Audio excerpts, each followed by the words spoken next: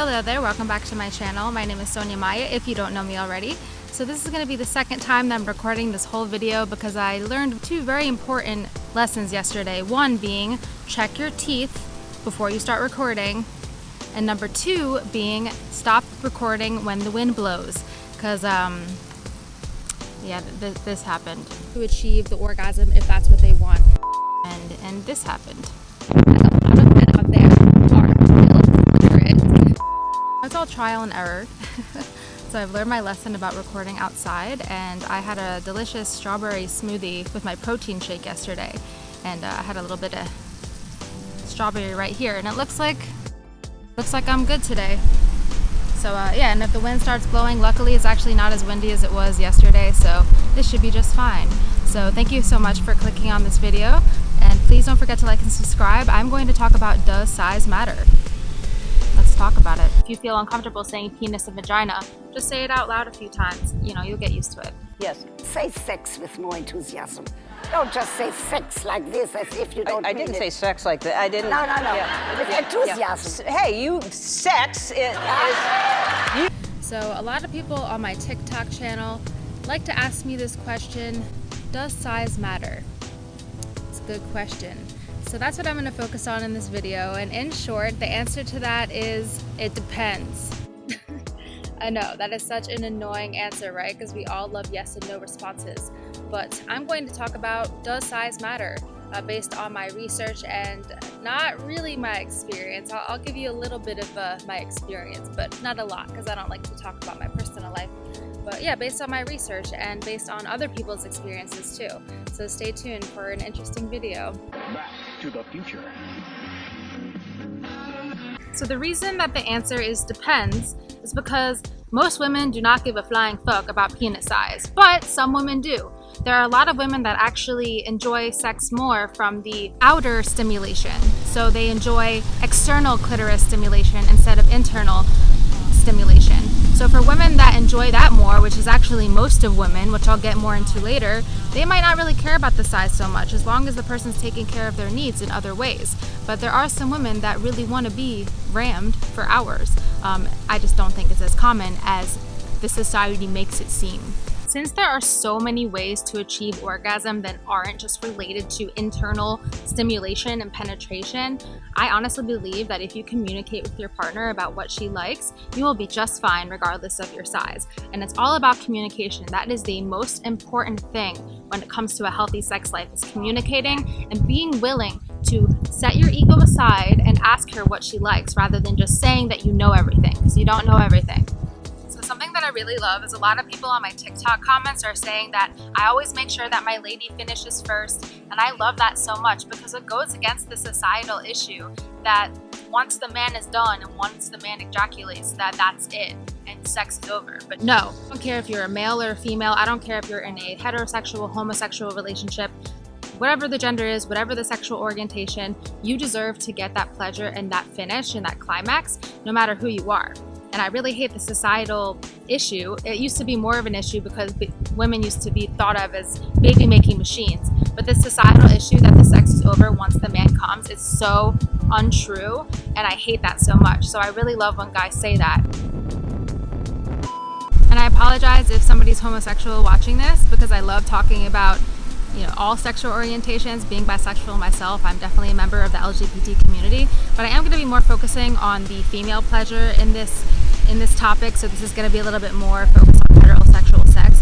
But I honestly believe that no matter what gender or sexual orientation you are, you deserve to get that pleasure in return. It has to be reciprocal, and if it's not reciprocal, then get out, because that is just not a healthy relationship. And you know what? This is kind of personal. I never talk about my personal life, but that has happened to me before, where I was in a sexual relationship with somebody that thought that the sex was over as soon as they were finished. Well, you know what? That is not true. And I'm glad that I've matured and I've done my research and I've had other lovers that don't do that, because that is just not how it works, okay? But if you are with a lover that doesn't care about your needs, not cool.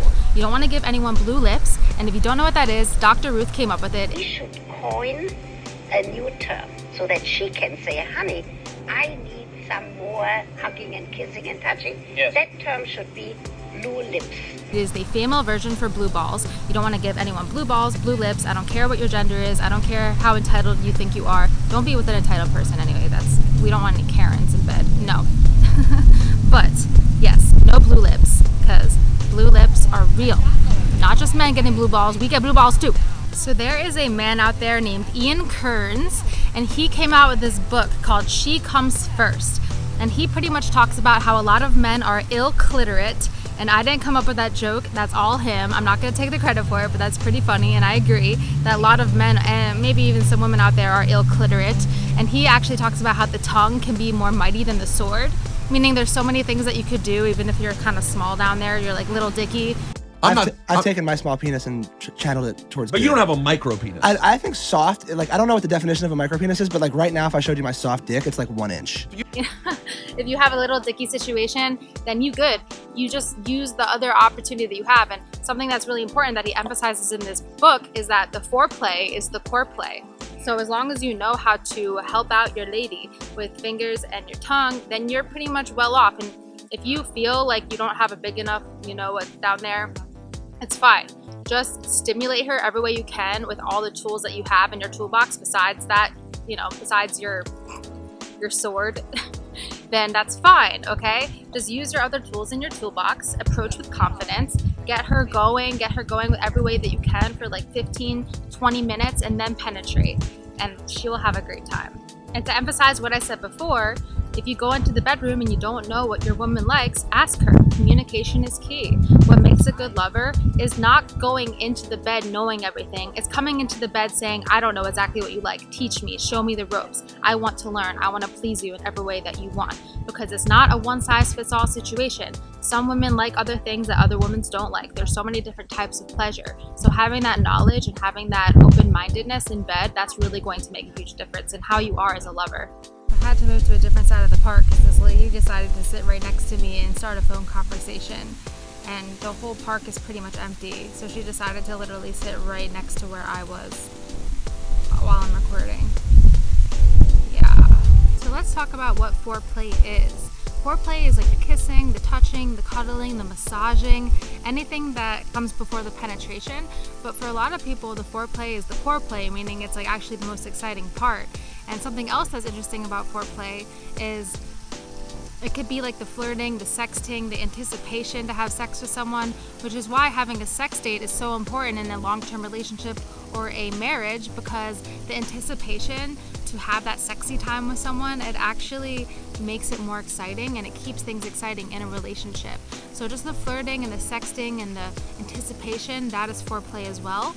And also keep in mind that another form of foreplay that's pretty interesting, and I heard Dr. Ruth say this, is after you have sex, you want to make sure to cuddle your partner, to cuddle and to snuggle, and that actually releases more oxytocin after orgasm, which acts as the foreplay for the next sexual experience. So make sure to cuddle your woman, because that is going to help you out in terms of anticipation for the next time.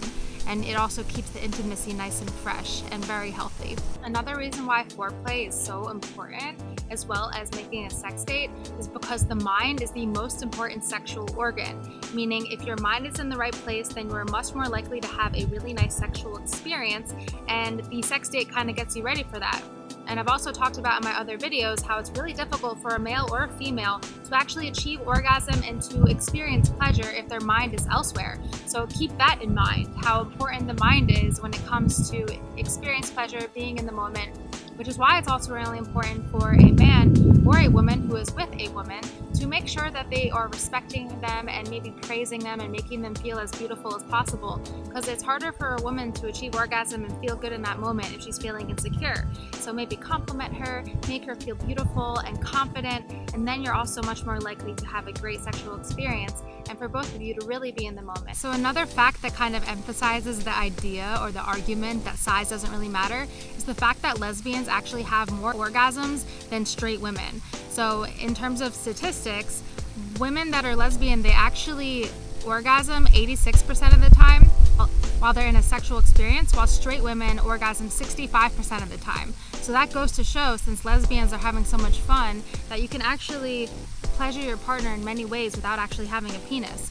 And it's really all about asking what she likes and being open-minded to what she might like. and also having that confidence when you give it with the open-mindedness as well. And I love remembering that fact that lesbians have so much fun being bisexual because, you know, the best of both worlds, you know. So I hope these facts in general are making you feel better about your love muscle, no matter how muscular it is. Your love muscle, or your little Elvis, or your one-eyed monster. I made a TikTok about literary classic penis names. Anger, love muscle. We have Womb Raider, one-eyed monster. I am so easily amused. But it's so important to think about how only 1/3 of women in general overall actually enjoy internal penetration over external penetration.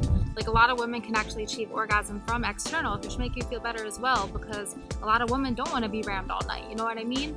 And I think it's a really big issue in society that people, all these men, think that they need to fuck for hours and have this huge penis because of the way the music is, like, oh, I'm fucking all night, or the way movies are. And also a big issue with movies is this tendency of people to always skip foreplay and just go straight into like having sex in the bathroom, which is not cool anyway, which, you know, the foreplay is actually the most important part for a lot of women. And here's some examples. Harder! Yeah. I'll just have an errand.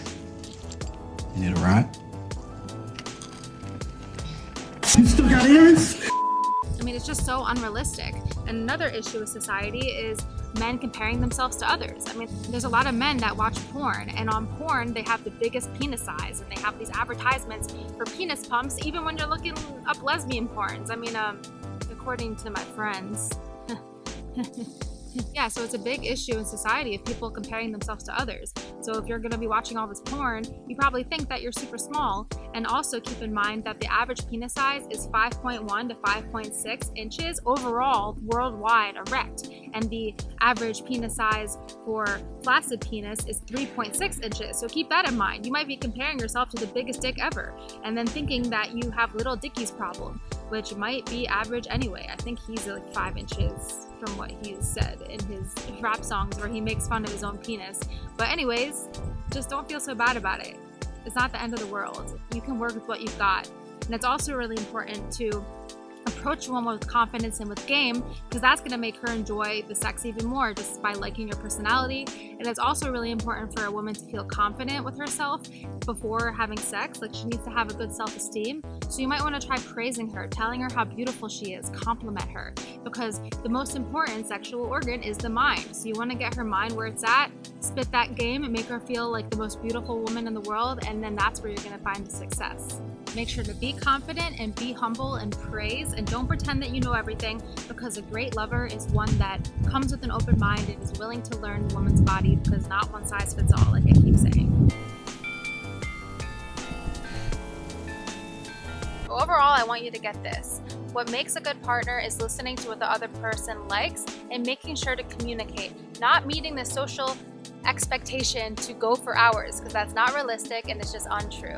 So I really hope that you improve your communication with your partner. And there are some women out there that like to be penetrated for hours, but most women don't. Most women actually enjoy the external stimulation, and make sure you don't skip out on foreplay. And I really hope this was a informative and helpful video for you. Please comment below with any questions or comments. I do post every Wednesday and Saturday. I post about psychology facts about sex on Wednesdays and fitness inspiration on Saturdays. I have about 2 years left of my doctorate, and then I'm going to get my specialization in sex therapy. I'm obviously very passionate about this subject. So thank you so much for clicking on this video. Please don't forget to like and subscribe, and I will see you in the next one. Thank you so much.